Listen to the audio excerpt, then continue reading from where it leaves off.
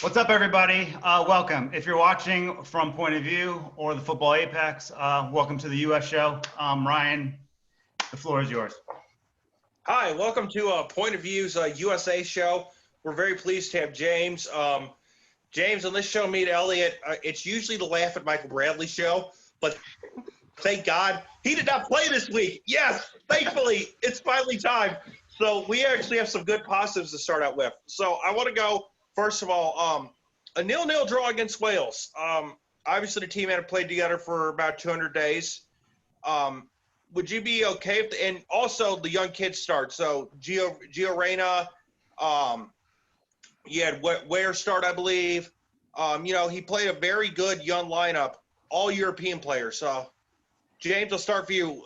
Actually, the first question is, are you pleased that we're finally playing a starting 11 with European players only? Oh, that's my dream, man. Because back in the day, when Bradley was at Roma, or even at Borussia Mönchengladbach, like any Don't mention Roma. European players was, or Josie Altidore at Sunderland, or Donovan at Bayern Munich, or wherever, and Everton. When a player was in Europe, that almost cemented their spot in the national team. But now you've got players on the bench in Europe. Not to mention the starting 11. They're not just in any team. You got Pulisic, who was at Borussia Dortmund, Giovanni Reyna, who is at Dortmund, and then you've got a lot of Bundesliga talents. And then you've got Weston McKennie, who plays with Cristiano Ronaldo at Juventus, and he's borderline a starter there.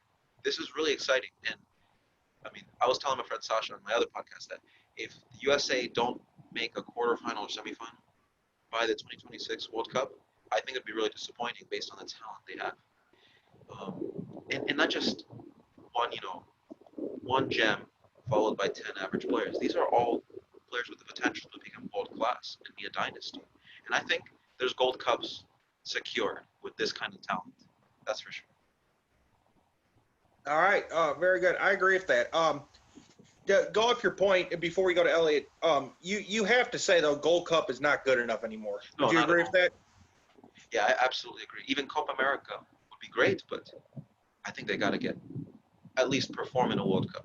Like, how Belgium finished third in the last World Cup? That felt a little disappointing, even though that's as good as they could have done without having gotten to the final. I feel like with the USA, if, let's say they go out in the round of 16 again, or a quarterfinal, which currently today is their best ever finish, you would just wonder, what is it going to take for them to win it? Like, really, it's at home of all places. I think that all of the stars align for the USA to be able to win this next World Cup, or at least compete. Go ahead. Oh, no, I was just saying, but we'd have to wait and see because games can't be won on paper, and there's many juggernauts that get knocked out early in the tournament, or even in the group stages, because they don't live up to their potential. One of them is like Poland in the last World Cup, who had obviously in a great squad, but they were, I believe, bottom of the group. Yep. Senegal, Japan, and Colombia. Yeah. All right. Elliot, I'm actually going to ask you a question, then you and James both answer. Mm-hmm. So James said this has a lot of young and upcoming talent. If the USA, and if we don't make the 2022 World Cup, it's an absolute disaster. I mean, it's putrid.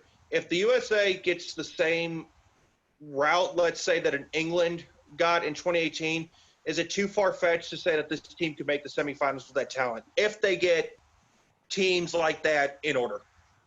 So are you talking about this next World Cup or the one afterwards? This next World Cup. If they get teams like England.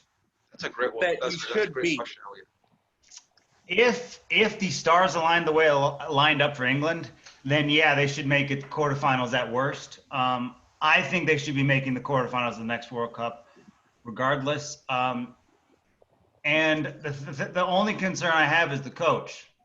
I know that he's done well, but I don't care. I don't want an American MLS coach coaching, the national team. That's just the way I feel. It's the way I've always felt. I want somebody, and I'm not saying going after the biggest fish there is, but someone who's at least coached in Europe at some capacity, because this is something I think people don't take into consideration. We have guys in Europe, all over Europe right now with Weston, McKennie, Tyler Adams, Timothy Ware, others. And the thing is, they are playing against the best players in that league week in, week out, every single day.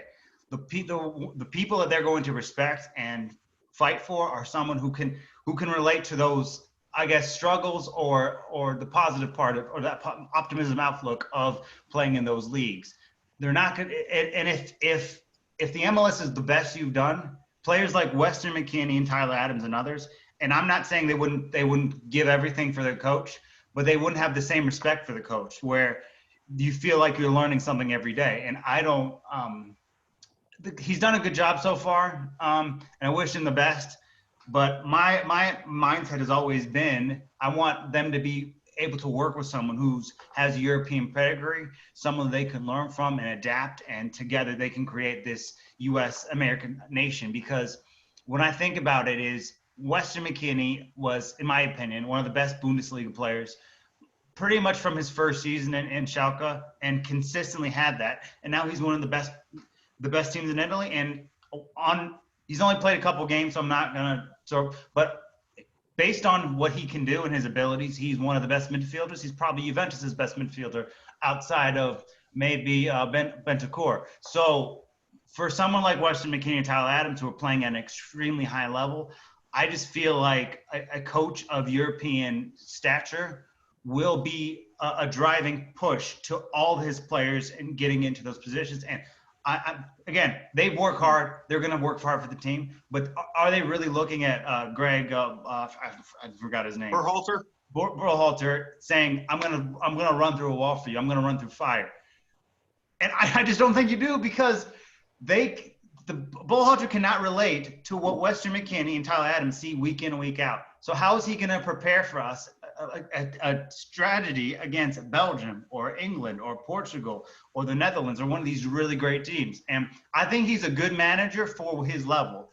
But I think the level of a manager who's going to try to take the U.S. to a place it's never been needs some experience. But again, like you said, I was so pleased that they barely took any MLS players, and most of our guys are in Europe. That's the most important thing.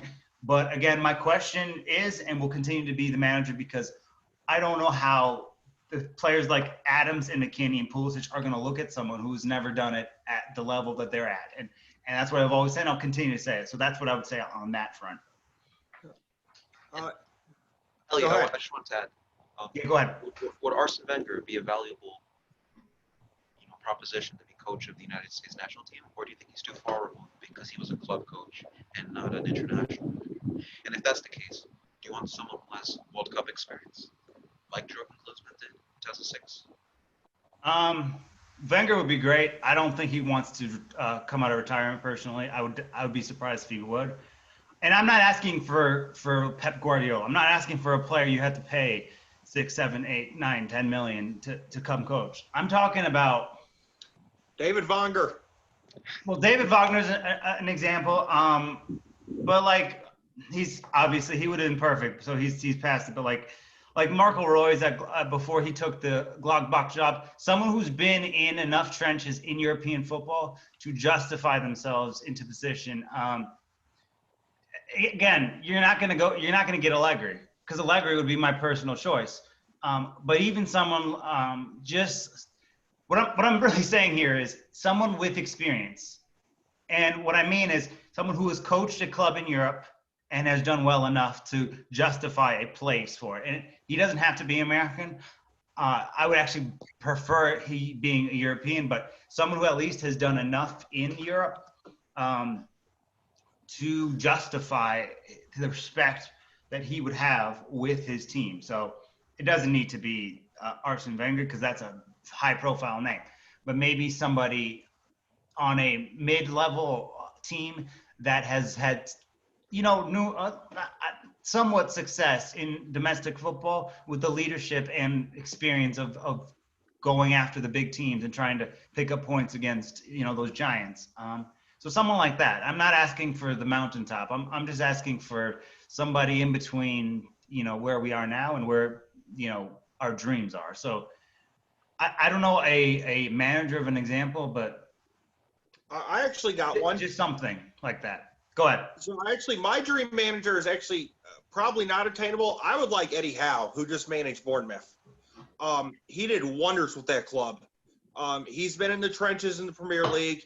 He gets what the McKennies, Adams, Pulisics are going through, and kept that club with a shoestring budget in the Premier League for 6 years in a tiny little 11,000 seat stadium.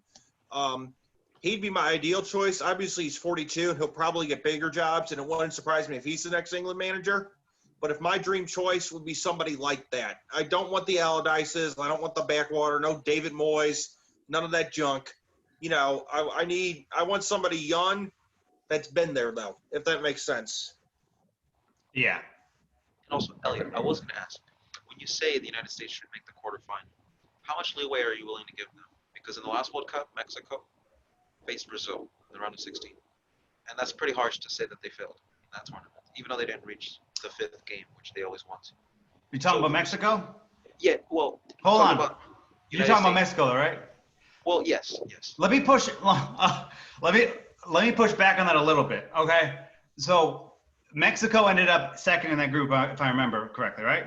Yes. They had a game against either Sweden or somebody. Yes. They lost 3-0. They beat Sweden. They don't have to go play Brazil. So I feel like that is a failure because it was in their hands. But I get what you're saying. It depends. For me, it depends on circumstances. You end up in the round of 16, and let's say you have to play France or Portugal, and you can't get past that juggernaut. Fine. But if you end up in a situation where you're playing Poland, England, Turkey, Russia, or 2010 when they had to play Ghana, in my opinion, that was a winnable game. I don't know what went wrong. Yeah. No. My thing is, can I cut in? That 2010 game, that was the opportunity to get to the quarterfinals, and it's an embarrassment we did not win that. That was horrible. Because go ahead. All the teams you could have faced, the United States could have faced Germany had the twist of luck been different. Because in that group, it was Serbia, Germany, who else? Switzerland. Australia, in the 2010 World Cup. And so Germany and Ghana were fighting for the leadership of that group. And Ghana, entering the last group game, was going to face England, and then Germany, United States. Because Germany won that game. It ended up being Germany, England, and Ghana, United States. So Ryan, the U.S. had everything in their favor, especially with the goal against Algeria. Mm-hmm. Yep. That's really disappointing because those players faded a little bit. Donovan didn't get called up to the next World Cup. Dempsey did become Captain America, but he wasn't the same Dempsey. So. Yeah. No, I get what you're saying. So to answer your initial question here, it comes down to circumstances. So if you end up in a bad luck of a draw, that it wasn't your fault. So if the U.S. have a similar Mexico situation and they have to beat a team that they should beat and they don't, I'm not giving them a pass. I'm just not. I didn't give Mexico a pass. I ripped Mexico afterwards. I wrote an article about it. I remember it because it was all in their hands and they let it squander. So if the U.S. has a situation where that happens, and they end up Germany, I don't care. I'm not giving them the day off on that one. But if they accidentally win the group, but Portugal gets second or France gets second or one of these other teams, and they end up with a team like that, then I'll give them a pass. But outside of that, they should be making the quarterfinals. And I think the way we should look about this is they should be making the quarterfinals the next World Cup. The 2026 one, we need to be making the semis, or it's just not good enough. And this is the reason why. Weston McKennie, and I rate all of these guys. I think Weston McKennie is the one. But Weston McKennie and Tyler Adams, those two in particular, they're in their early 20s. So they'll be like 26, 27, 28 in the 2026 World Cup. Even, I don't know, I could be maybe close to 30. So at that point, those two players will be in they'll be in their prime. They'll be in their best possible position at that point, Weston McKennie and Tyler Adams could be one of these players that everyone says these are the best midfielders in world football. So when you get to that place in 2026, anything below semis is not okay. They don't have to win it. They don't have to get to the final. Semifinal is very reasonable. Given the Weston McKennies, the Gio Reynas, the Christian Pulisic, all these guys will be much older, more mature, and be ready for that challenge. So I think that it should be quarterfinal, semi, and then we can move on. We have to win stuff like the Gold Cup. Losing the Gold Cup is not acceptable at any point from now and then, but That's, I think, the way we should be viewing this. Because I don't believe just making the World Cup is good enough now that we have this talent that we didn't have before. So that's sort of the way I view it. Can I jump in about the semifinals? Sure. And I don't want to get too ahead of ourselves because we didn't even make the last World Cup. And let's say we draw the semifinals and you're playing in front of a full house in Chicago at Soldier Field, which is just absolutely ravenous. You have no excuse not to win that game either. It depends who you're playing, though. All behind you. I know it depends who you play, but if you're playing in Chicago, and you know how nuts Chicago fans are, or if you get Philadelphia at the Link, which I know it's a football town, but, I mean, if you're really looking ahead, if they choose that as one of the semifinals, those are the games you need to win, I mean, yeah. And this is my other thing, too, and I'm going to call out the USA fans. You need to start showing up to matches and not doing these silly, I believe we will win chants. No, you got to get up there and give your full 110% be on the team and actually make these places tough to play, especially the Los Angeles fans. It's embarrassing when we go to the Rose Bowl and it's 75% green shirts when we play Mexico. Yeah. First of all, I believe we'll win. It might be the most egregious chanting thing in professional sports, practically. So first of all, just stop doing that. You're making yourself look ridiculous. Secondly, I think you're right. I think you're right. But the thing about that is, we don't know. Like, this is the fun thing about football. We know what Tyler Adams and Weston McKennie and Gio Reyna. We know what they are now. We have no idea how good they can be. So it's possible to say, look, I'm a Weston McKennie guy over all of them. I think he can be the best his prototypical midfielder. That type of midfield, I think he can be the best in the world. So, and again, it's still 2 years away from now, and Weston McKennie is going to continue to play with Ronaldo, and Tyler Adams is going to continue to play with a great RB Leipzig team that has a great setup. Then Gio Reyna is going to continue to thrive in Dortmund with Haaland and those guys, and then Pulisic, who I'm much higher on some of the other ones than Pulisic, but he's even going to get better.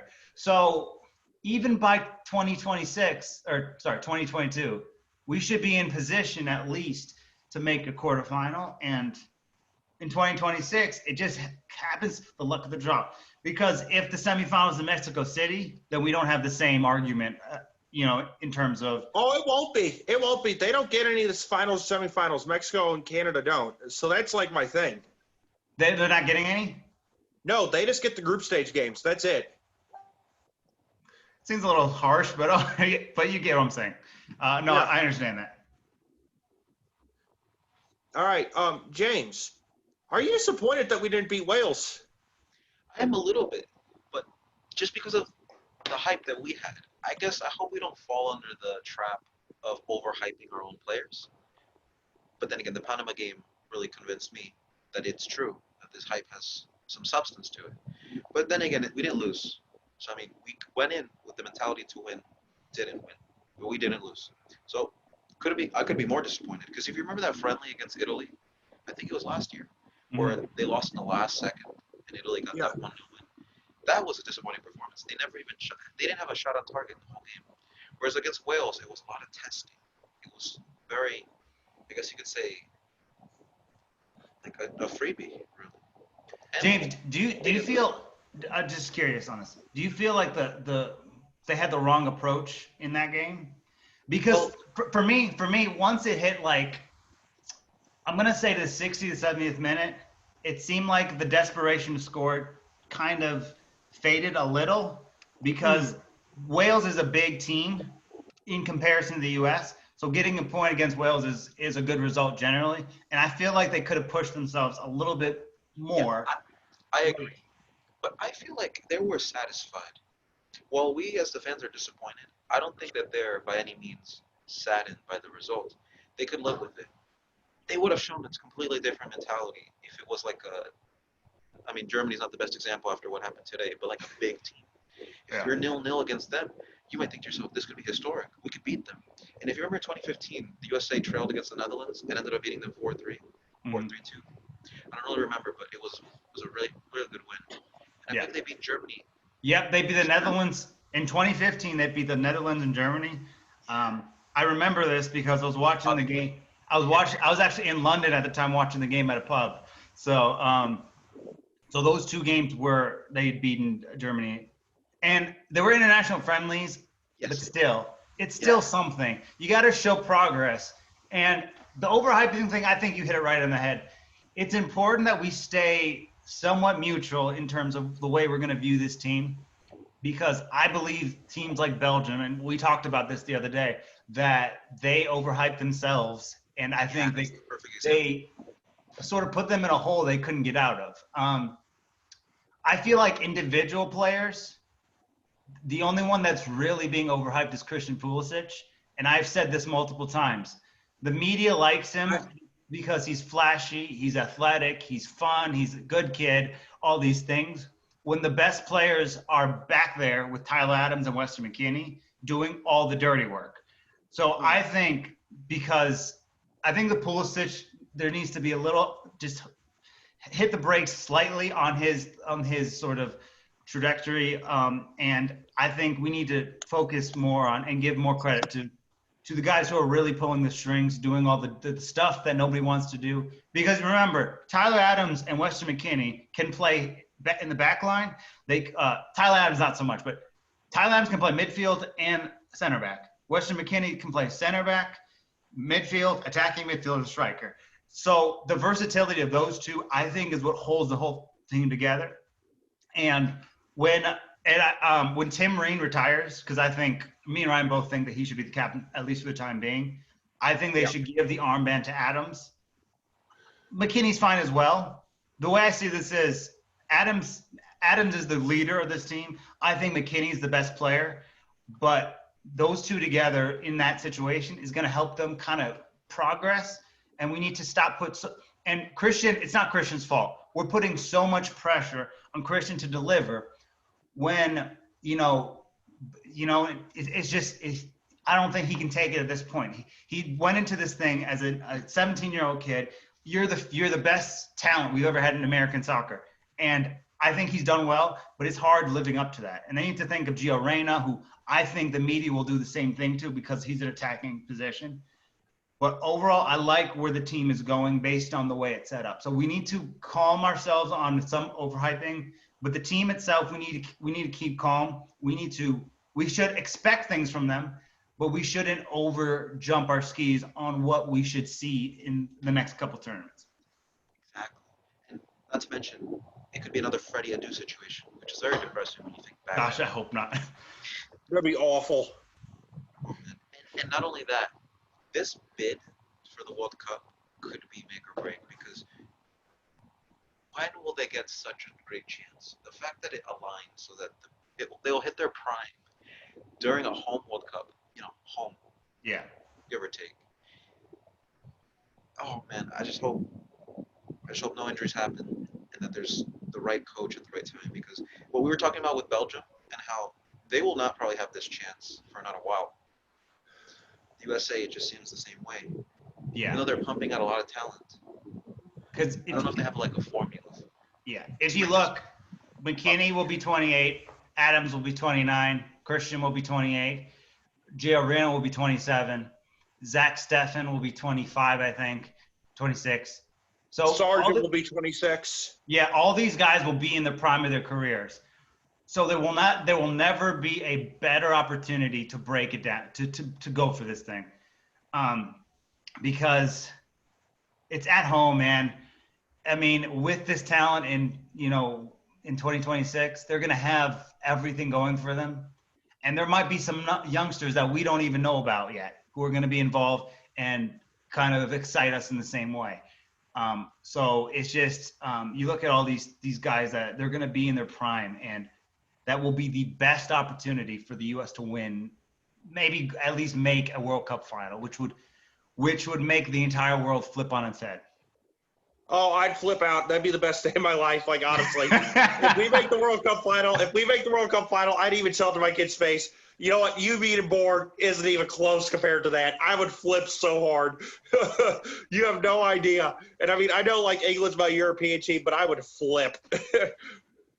All right. Speaking of, I can't really segue to that, but Elliot and James, I want you to have this conversation. So people are complaining that the USA wasn't able to go out, at least like when we had like the Diamonds of the World, and roll teams over that are total crap. Well, we played a team that was not very good in Panama, and we rolled them over 6-2. I know it's Panama, but surely you have to take some very high positives away from this. I'll say this. It's not nothing. So there are games where a team shows up and they beat a team they should beat by whatever, and you don't learn anything from the game, right? So if you watch it, you don't learn that this is a really great team because you did it against this type of a level. So I would say that you learned something from the team. You learned they tried some new stuff. I really liked the way Reyna played.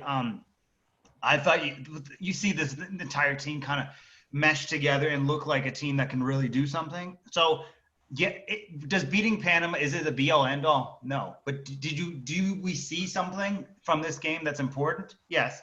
And because if you think about it, this is the type of game the U.S. typically can fall on their heads with. So we could, coming off a game like that and then going to Panama and winning 2-1 or 1-0, or they beat them up. And they honestly could have even gone further than what they did. And so I think it tells us something. I don't think we should get overexcited, but based on what we saw, what we did in that game, I think there's reasons to be more optimistic than prior to that. Yep. And James, before you answer, I do, because you brought him up in the last podcast, I believe, Nicholas Gioacchini with 2 goals. What did you think of his performance? And are we finally starting to find a number 9, a true number 9 to start? I like that question because Sebastian Soto was also very good in this game. And the luxury of options is good because there's competition within each other. Like, I'll just compare it to Spain. Like, you know how De Gea and Kepa are fighting for the number 1 spot? Yeah. It's good because it's going to make each of them stay at a high level. If there's only one number 9, he's going to get lackadaisical and tell himself, oh, I've got my squad position secured. Kind of like a Giroud, he knows that they need him more than he needs them, Yeah. And so these strikers, they're going to go into their clubs thinking about the national team. And they're going to want to learn from their peers. And like Elliot said before, Gio Reyna is going to want to learn some finishing from Holland. And that could translate to him teaching someone else how to finish. And they'll all help each other. And that builds chemistry. And over time, they'll probably come up in the situations where maybe they wouldn't have if they hadn't played for these teams. Because I genuinely think that resume is one of the most underrated things in football. Like, if you played with Messi and, you didn't win anything, that's still valuable experience versus winning so many cups, but they were in an insignificant circumstance with no real context to them. And Pulisic at Chelsea taking on this responsibility will build him. McKennie playing with Cristiano Ronaldo will build him. Even though it's not like Ronaldo's mentoring him in the midfield position. It is still a confidence booster. It's something you tell your grandkids, and it definitely looks good on the resume to say that you've been able to do that. And who can forget? They're all in the Champions League, the number 1 competition in club football, which is something the MLS can't compare to. Whereas, as much as we'd love to compare it to, I guess even a 3rd place qualifier in the Champions League has more intensity than an MLS Cup game. And that's nothing to do with the fans. It just has to do with the level of competition. Because when people say, like let's say Galatasaray or a non-elite team in the Champions League that you wouldn't think can rival the top teams, they could rival an MLS team, I think, personally. And so if you've got U.S. men's national team players in that kind of competition, shining, and Giovanni Reyna playing with one of the best strikers in said competition, feeding him, that'll build his repertoire to be able to move up on the ladder of European clubs. And then maybe you'll see Giovanni Reyna at a bigger team. Not to say that Dortmund isn't already a big team, but he can only hope to take more priority because Sancho does take a lot of the limelight. I won't lie. It's either Sancho leaves or he leaves if he wants to be the number 1 in a system like that. I think, just to quickly go off that, I think if one leaves, it will be Sancho, because I think people will be prepared to play top dollar. As you and I have talked about before, it makes no sense for Sancho to want to go to Man United. I know that's the team that keeps coming up. If you're Sancho, it makes no sense. But no, they're crap. But he might just do it because He's a 21-year-old, and he might not be thinking of it clearly. So he might just do it if they reach an agreement. But I think Reyna and Holland are going to be really crucial pieces to that team. Kind of how at the end of Pulisic's run in Dortmund, he was kind of being phased out by, other players who were kind of by Sancho, because Pulisic was there doing his thing, and then Sancho started rising, and Pulisic, he was still playing, but he was getting less game time. So I think we could kind of see a flip where Reyna starts getting more minutes than Sancho, and Sancho ends up leaving it. And it opens up the game for Reyna, because Sancho went from I don't know what he had, like 9 goals, 4 assists his first season, to exploding on the scene the next couple of seasons with 20 goals, 16 assists, stuff like that. So maybe an exit for Sancho helps Reyna become more established in that team. And I know this is domestic football, but the better these guys play in Europe, the more confidence they will have going into these tournaments, trying to do, like I said, something that hasn't been done. Sure. They'll be pioneers of this, because the USA is not, like I said before, as we all know, they've never been to a semifinal. And, I'll just relate to Spain again, because that's my number one thing to do. Spain had never been to a semifinal until 2010. And not only did they do that, they went to the final and won it. So it would be one of those first time, maybe best time kind of things.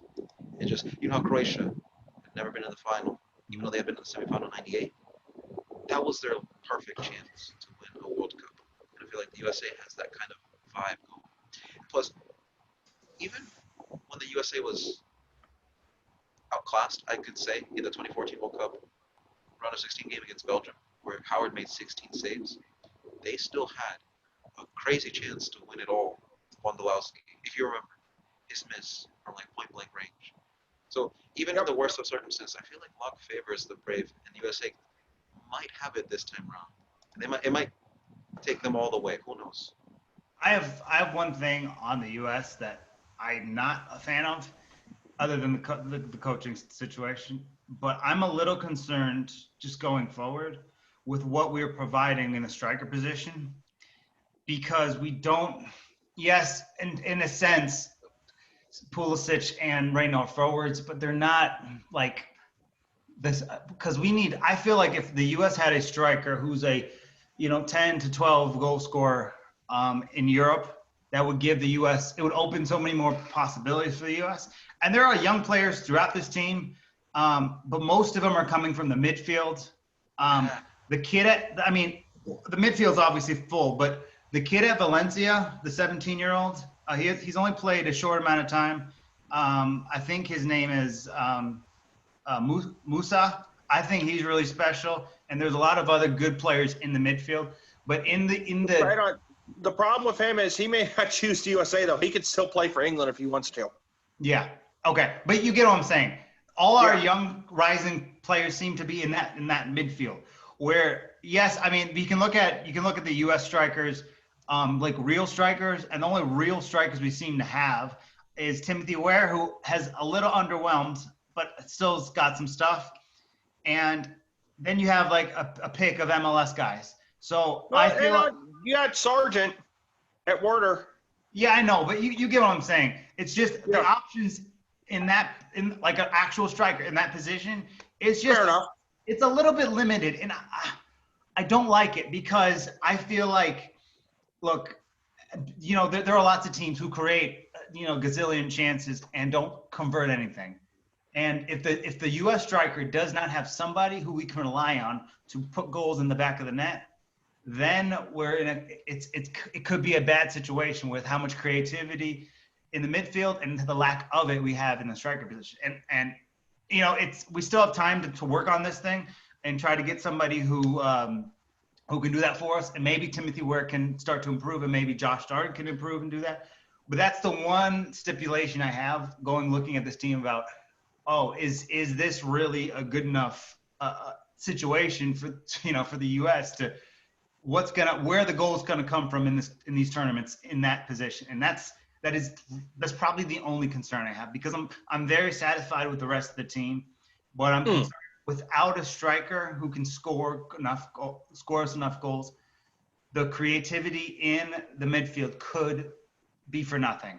And we'll get goals from the midfield as well, but I just wish we had another piece in that in a strike who's like a legit striker who can provide us that thing that we're missing. Because outside of that, there's a lot to like. I like the goalkeepers. The defense is solid.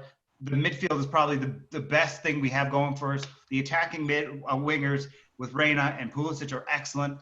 We just need someone that can put their balls in the back of the net. And all we have right now is Timothy Ware, Josh Sargent.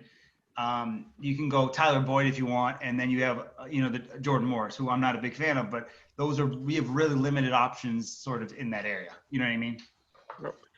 James, you bring up a great point with Jordan Morris, though.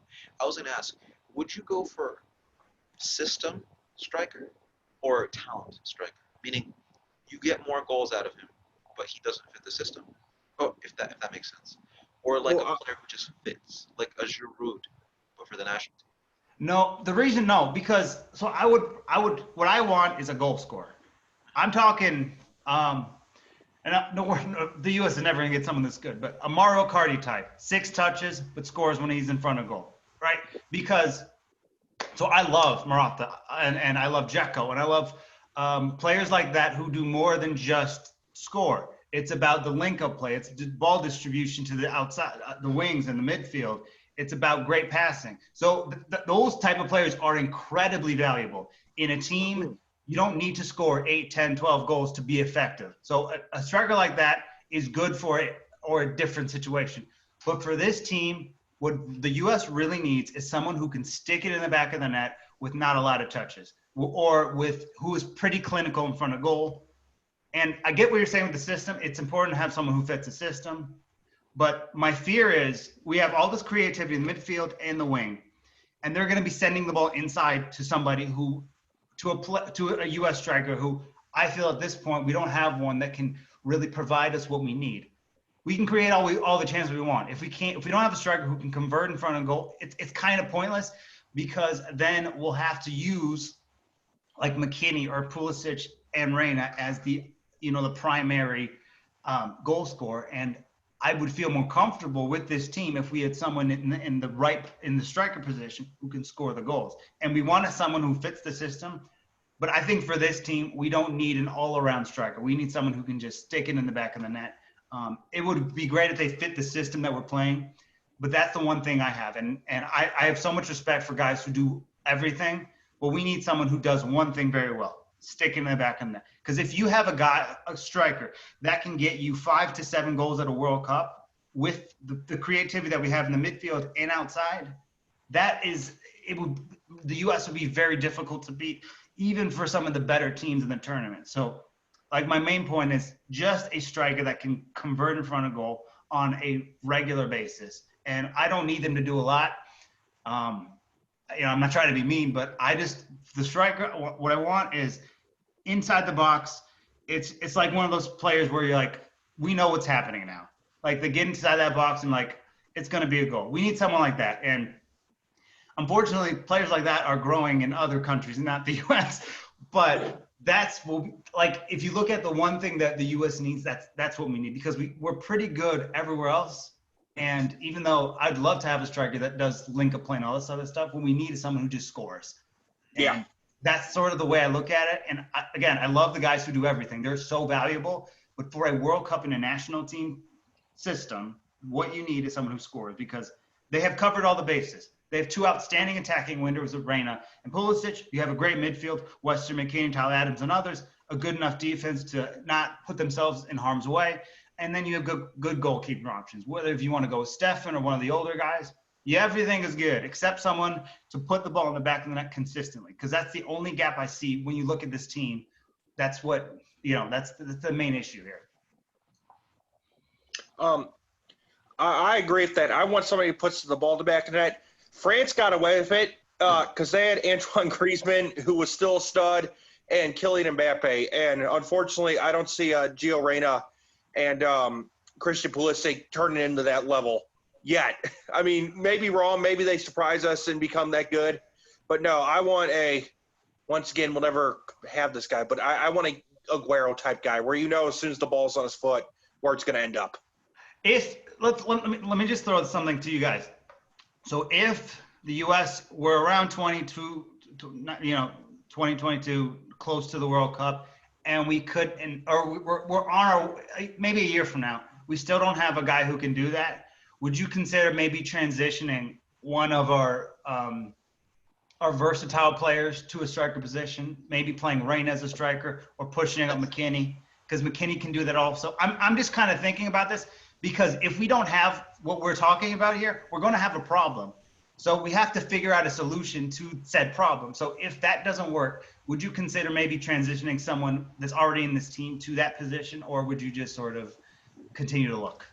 I absolutely agree that, and Ryan can attest to this as an Arsenal fan, because that's what Arsene Wenger did with Alexis Sanchez when they didn't have a striker anymore. He put him up front, 2017, and he just, because he's got the football DNA and he already had decent finishing, it worked. Exactly. And I feel like it's gonna sound crazy, but like I know Giovanni Reyna's passing would be crucial and wasted at striker if he couldn't really use it as much as on the wing. But if he's playing with Holland and he's watching and studying the way he finishes, he could be that option. And I think the USA is going to have an abundance of wingers because the build for that is very common in football. The stocky build for a striker. Yeah, absolutely. They either become a defender or a really solid striker, or like in the case of Jose Altidore, like very, very. Like, yeah. In terms of transition, the only options is making Gio Reyna into a striker spot, or you put McKennie up front. And I know McKennie up front sounds crazy because I think he's needed in the midfield. That's my opinion. But if you're short on options, it is an option to do that because he has played that position in the past. But I would prefer to have him in the midfield. Go ahead. But you can't move him out of the midfield. There's no you're way. right. You're right. And honestly, you almost have to transition Giovanni Reyna because I can attest to both of you. Neither of us want to watch Josie Altidore stumble out there in 2022. Yeah. I mean, I get what he's done for the national team. He scored some amazing goals, but I mean, he'll be like 34. And I mean, if you really think about it, he's probably our best. I hate to say it, he's probably still the best number 9 option we have right now. If you really think about it, because Josh Jarson hasn't improved yet. Giancini, who I talked about, has scored 2 goals. Still is only 20 years old, and it was against Panama. So, I mean, you're right. I think we have to look at saying, okay, Reyna, well, losing the passing sucked, but I think he could still get some distribution. Yeah. Plus, you can put someone else over there. And I think, obviously, the attacking players we have, the 2 ones that we look at in this sense is Reyna and Pulisic. But I don't want to put Pulisic up front because he's so electric on the wing and he's quick. And we need that quickness on the outside. So putting him in front would make less sense. Yes, it'll be a step back because of Reyna's passing ability.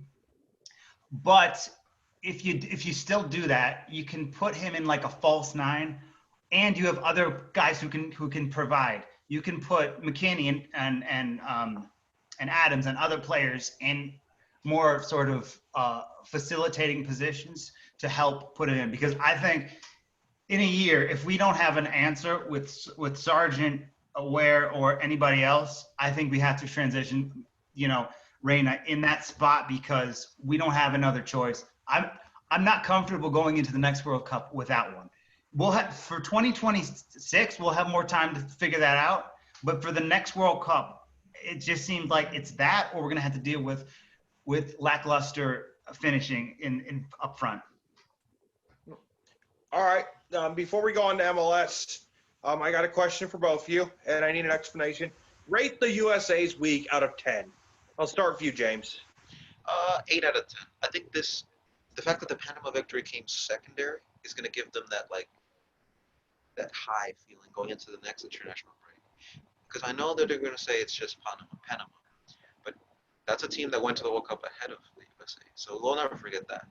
And also, they were experimenting, but still got the win. So they essentially proved that their attempt against Wales was not bad, and that what they're doing as a whole, it's not a bad project or way to carry themselves. And also the fact that you see Giovanni Reyna, the 3rd youngest scorer of all time for the U.S. national team, on the score sheet is very cliche, but in a very good way. It's the hype is being proven, and he didn't do it just for rebound. That free kick was a pressure, and they were losing by the way. That was an important goal, and it changed Exactly. the situation and showed that he already has leadership qualities, which 5 years or whenever it's needed down the line, it'll prove worthy. You can't buy that stuff. You can't teach it either. It's just something you acquire through playing more games. And I don't know how many games Reyna has played. I think this is his second. He has He's two. already He's on the played. score sheet. He's played twice, scored once. That's insane. And not the perfect league though. The perfect league would have been a win or 2 thrashings, but a 6-2 win and a 0-0 draw. I still think 8 out of 10.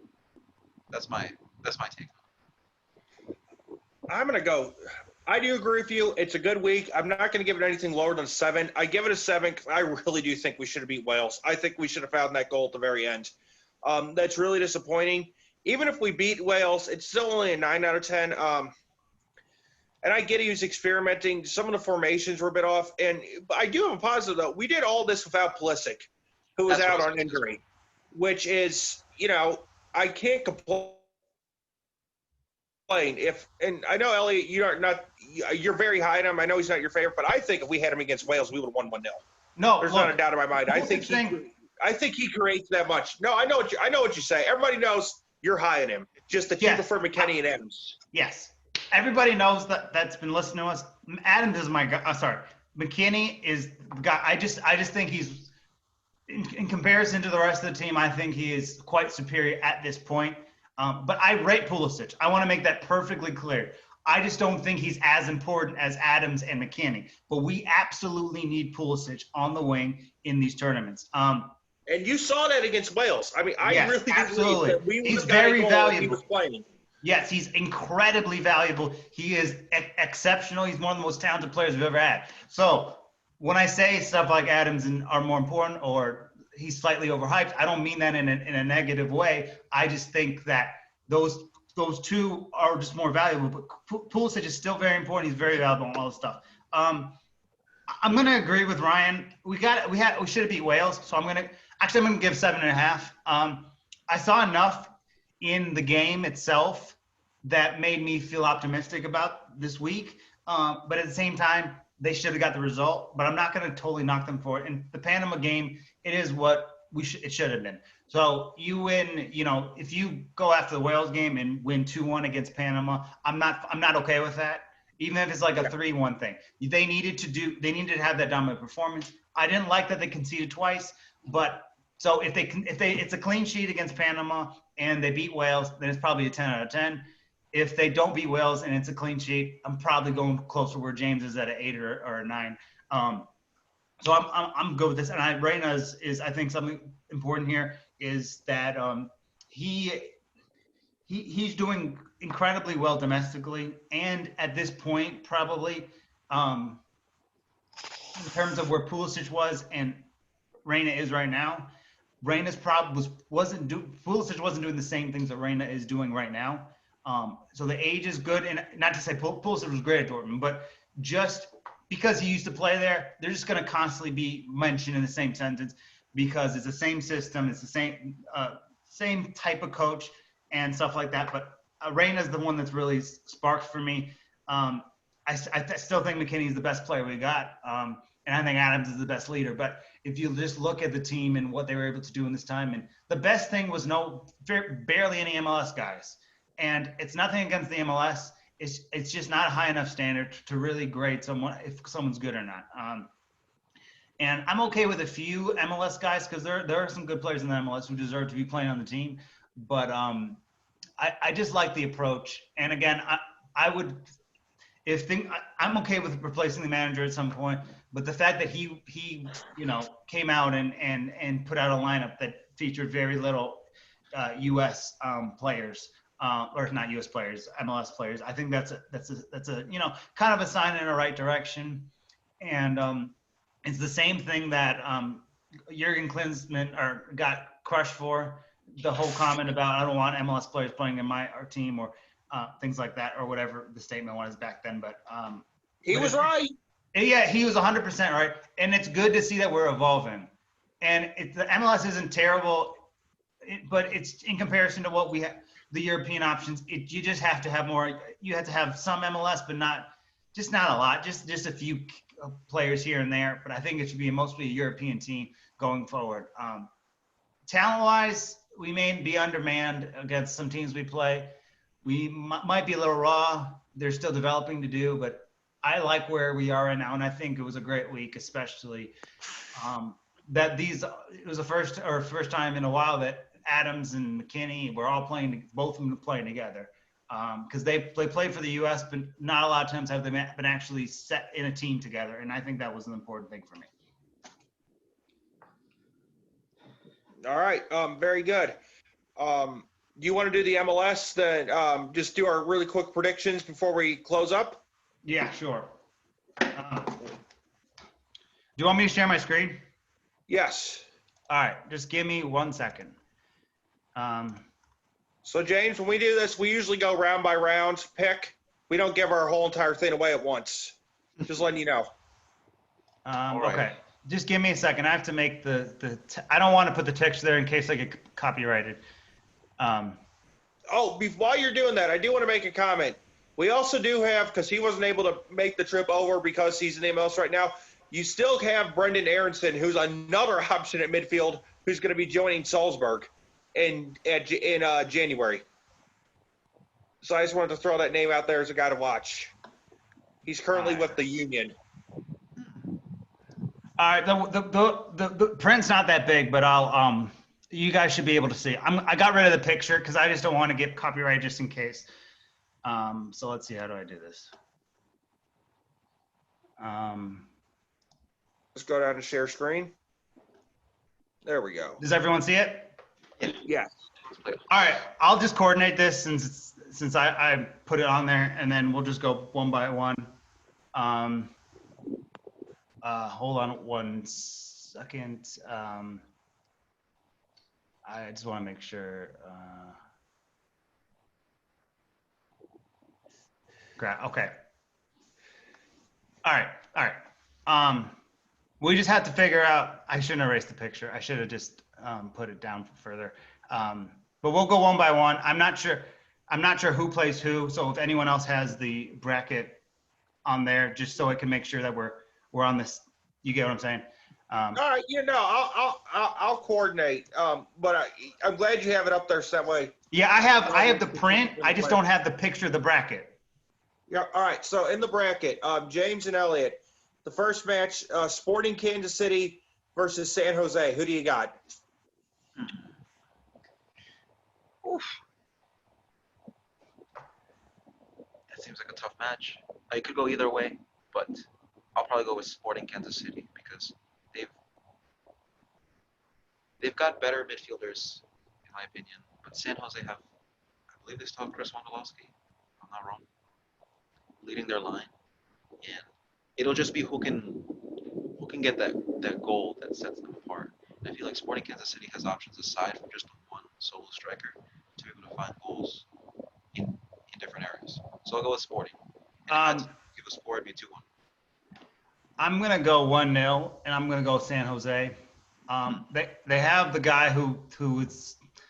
I don't put too much stake into MLS goals, but he has 100 plus, I think. I think the San Jose Earthquakes defense is. I think they can handle what Sporting will throw at them, and I know Sporting has a better midfield, so I think it will be a game where San Jose tries to strangle them with their defense, and they'll get one chance to their striker and convert it. So I would actually go with the Earthquakes here. You do make a valuable point because they just recently beat LAFC 3-2, even though they were undermanned. Yeah. And LAFC are considered one of the best teams in the league because of obviously Carlos Vela. Not to mention the fact that they own LA now that Zlatan is gone. Yeah. So if they're capable of beating them, I just think the Earthquakes defense is capable of not slowing them down, but disrupting what they will try to do. And if that stays pat, I think that the Earthquakes will probably get them. But this is a difficult one. There are some of these that are just kind of obvious, but this one is one that could just go right down the middle. yeah. I'm going to go San Jose because of their defense. I'm going to go 2-0 for San Jose. They've kind of been on a roll lately. I know they got in as the 8th seed, but I could see an upset here. All right. We're going to do all Western Conference until you get to the final. Then we'll do the East, and then we'll pick the winner. Okay. So, Elliot, I'm going to go over you for this one because it's your other hometowns club. Minnesota versus Colorado. We should crush them. I mean, Minnesota is just I think I'm going to say 3-1. I think they're significantly better. What changed their season for me is when they put Dwayne St. Clair in net, they've just been a way better of a team. They're not conceding silly goals that they were with the other keeper that they used. When they made that change, he's gone in there. He's made some great saves. I'd even argue that since he became a starter, he's probably been the best keeper in the MLS. I don't think they don't concede very many goals when he has a game. I think they have enough tacking options to strangle Colorado. Colorado has some good pieces to their team, but I think Minnesota I just think they're just significantly superior. So I'm going to actually go 3-1 Minnesota United. And I agree, Elliot. They also have Ike Apara in defense. Yeah. U.S. national team player. So you have to deal with St. Clair and Apara. You have one of the best defenders in the league, and you probably had the best goalkeeper since he took over. So yeah, I agree with you. I'll go Minnesota 2-0. Portland versus FC Dallas. James, who do you got? It has to be Portland, doesn't it? Like the domination they've shown over the past 5 years is for a reason. And like Elliot likes to call the winning intangibles, even if they're having a bad season, they'll be able to find a result. And I remember last year when it was New York City FC against Toronto, and New York City was destined to go through, they still choked it because Toronto had that winning, tangible mentality to be able to get that win in the last minute. Also because Monterrey gave away a penalty in the last second. But when teams are built that way, it's hard to bid against them because they might show you something in the playoffs that they didn't show you anywhere in the regular season. So I think I'm going to have to go with the Timbers. Elliot, do you? Yeah, I don't think Dallas is very good. I don't care what the record says. And I'm not basing this purely off of this. They've been wrecked by Minnesota twice this season, and some other teams. Every time I turn them on, they're losing by multiple goals. I know they have good qualities to them.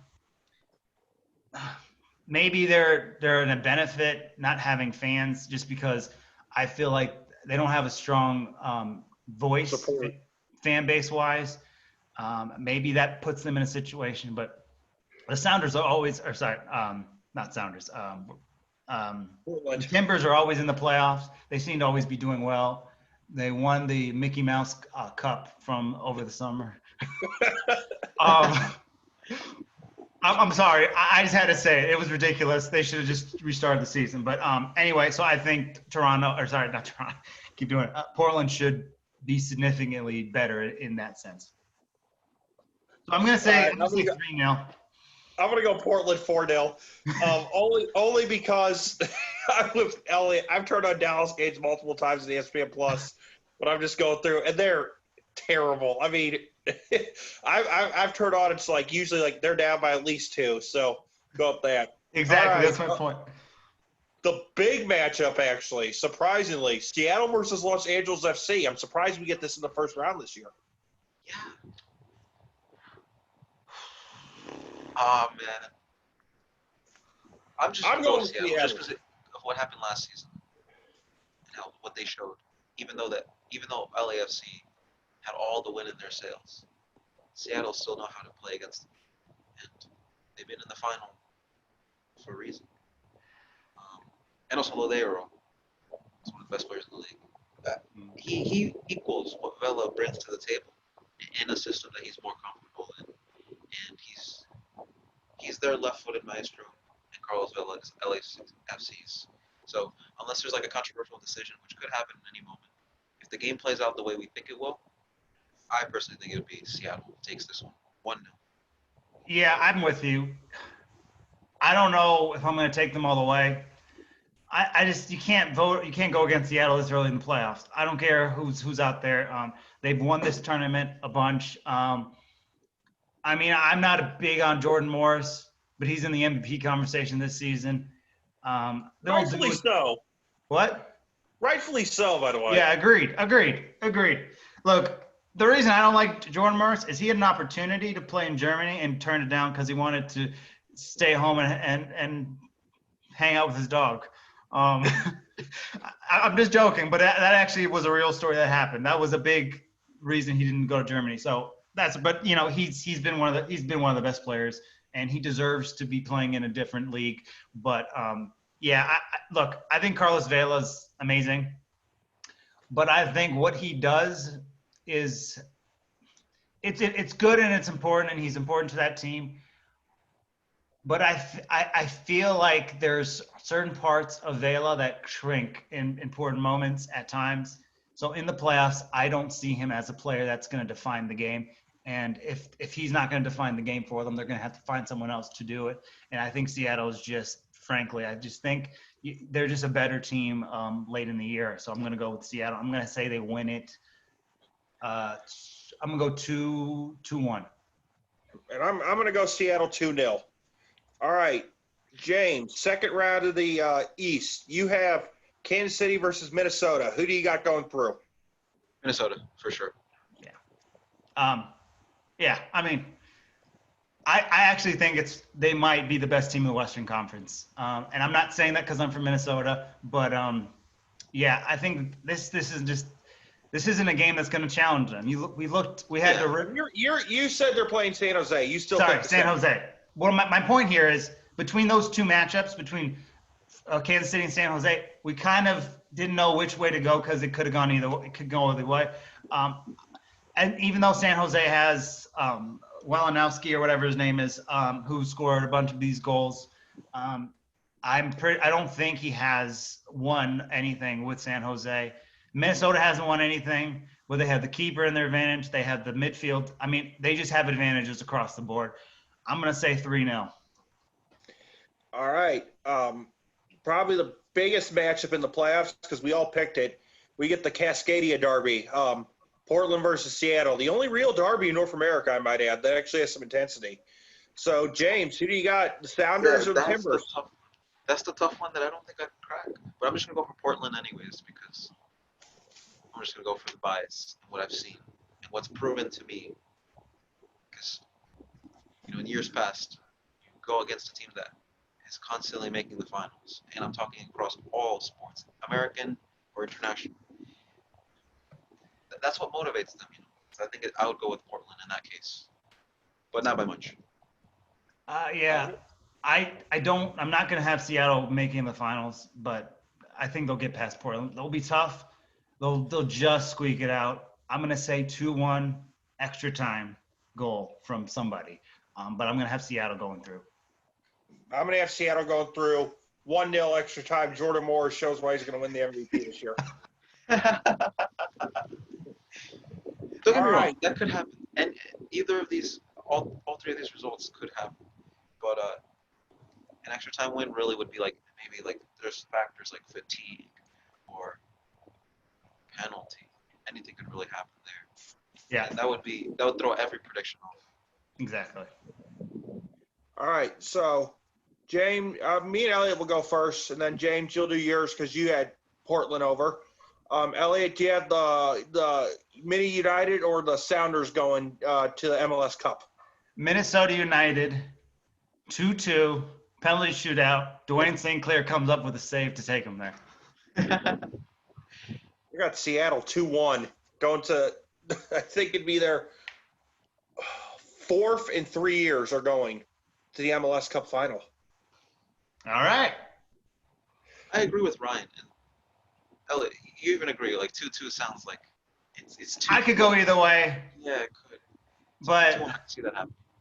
So, James, you're going a little bit. Seattle, yeah. Oh, you picked Seattle to go through. My bad. Yeah. All right, so you're going. Wait, I thought you picked Portland. Did I pick Portland? Yeah, you did. Yeah.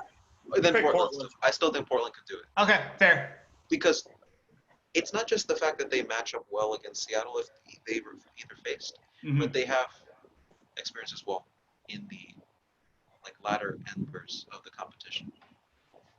Whereas Minnesota, it could be, for all we know, they're breakouts. They're very close in fairness, in terms of. But it's so tight. It's tense and it's tight. It's like, for example, let's see, Liverpool in the Champions League, going against them. They've won it 6 times, and they know what it takes to win it. Versus Yeah. a top in 2019's case, you just could never be too sure with it. Yeah. All right, right. so the East has the stupid play-in games. So, and this does make it. So, James and Elliot, who do you got between Nashville and Miami? I got Inter Miami. The Yes. spirit of David Beckham will push them through. Not only that, but Higuain. Oh yeah. Oh yeah. I And mean, they won't win the final with him, but they'll get there. Matt Tweedy too. Yeah. And soon they'll get a marquee real superstar to go there. Yeah. Like Beckham himself. I think that's the funny part. He knows literally what it's like because he did it. Yeah. Unlike, Exactly. I think Will Ferrell is an MLS team owner, so like he doesn't know what it feels like. Beckham does. Yeah. All right, so you guys are both going to have Miami versus Philadelphia. And what about Montreal and New England? Oh, and I got Miami going through too. Oh gosh, that's a tough one. I mean, I'm picking Montreal just because my boy's the head coach. So, and I'll be very biased to that. I'm probably taking New England. I'm gonna say 1-1 penalty shootout. I also think it's pretty close, but I'm just gonna pick Montreal just because. Thierry Henry's their coach, correct? Yeah. Yeah. That's why I'm picking. That's my bias. As an Arsenal fan, Ryan, you That's- gotta go for that as well. You know. That's why I'm picking New England. All right, so in the first round, we all have Miami versus Philadelphia. Elliot, who do you got, Philly or Miami? Philly, this shouldn't be too difficult. For Yeah, them. no. They're one of the best teams in the league. It's Philly for me as well. 4-0. 4-0. Oh. I got Philly as well. So then we got Orlando versus New York City FC. Orlando. I'll take Orlando. All 2-1. right. That We hurts us both in got New York. Orlando. Yeah. All right. And then you'll have your Columbus and I'll take New York just to be different. Then you got that matchup's a toss-up, and we all know that. Then we got Columbus versus the Red Bulls.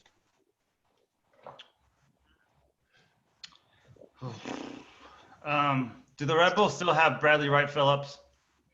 No, he's on LAFC. Oh. All right, then I'll take Columbus 2-1. Same. I can't believe I went against my 2 New York teams, but it just doesn't seem to be bidding well for them. All right. CBJ. All right, James. Now the moment of truth is for both of us. Toronto, Elliot, do you have New England getting past Toronto? And James, do you have Montreal getting past Toronto? Or the other way around? Nope. Toronto? Hold on. All right, I'm gonna go for an upset, just because. I'm gonna say New England beats Toronto in penalties, 0-0. All right, I'm going to go Toronto 5-0 against Montreal because as much as I don't like their players, I mean, they're the Seattle of the East. I mean, they're so well run. I mean, they win everything. I'm going to go Toronto. I know, I'm just doing it to be different. All right, so the conference semifinals. We all have Philly versus Orlando. Who are you picking? Oh my God.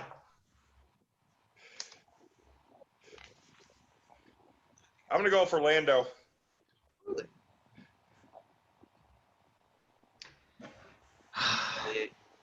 To break the deadlock. To be different. You're I'm gonna picking go Philly? I'm going Philadelphia too. All right, so you both have Philadelphia going to the conference finals. 3-1, I'm gonna say. All right, Elliot, the Columbus versus New England, who do you got? Columbus 2-1. All right, so you got Columbus versus Philadelphia. Philly. And James, do you have Columbus or Toronto? Toronto. All right. So who goes to the MLS Cup final? Philadelphia. 2-1. I'm going Philadelphia too. Yeah. 2-1. All right. Or 1-0. Really depends. Although 2-1 sounds really good, and that's the result that everyone always gives when they're on the fence. You know it. Gotta go on each side. At extra time, you never know. All right. So for the MLS Cup, Elliot, I'll start with you. You have Minnesota versus Philadelphia. Who's winning the MLS Cup? Philadelphia, 3-1. But Minnesota will reload next year and then win it next year. This year, the classic Liverpool thing. They made the Champions League final. They lost. So I think that Minnesota can potentially add one more piece next year. They could win the whole thing. But as much as I'd love Minnesota to go and win this, I think Philadelphia is just better. And even though Dwayne St. Clair has been unbelievable in that, I think the Philadelphia attack is too good. It's going to be him against the world, and he might even be the best player on the pitch that night. But I think Philadelphia just has too much for Minnesota to handle. But they're going to get closer, and then next year I think they'll reload and go and win it. But this year, Philadelphia. Sorry, my Minnesota people. I agree that it's also Philadelphia, just because of the attack. Over Portland. All right. And to be different, I'm gonna have Seattle win their third and repeat. I wouldn't be mad at that. I love Seattle. No, I really hope they do. All right, you can stop sharing the screen. All right. We're good. All right, so to recap, I have Seattle over Philadelphia winning the MLS Cup. James, you have Philadelphia over Portland. And Elliot, you have Philadelphia over your beloved Minnesota United. Yeah. All right. Well, James, thank you so much for joining us this week. That was excellent. The honor is mine. The honor is mine. I need to refresh on my MLS because the last time I watched, David Villa was still there. Yeah, Well, it was just fun. We'll post this episode on both of our channels just so we can have it as well. For sure. All right. Until next time, come on, you Gunners. For sure. Have a great night. Stay safe out there. Wear a mask. And, have a great week, everybody. See ya. See you guys later. Catch you guys.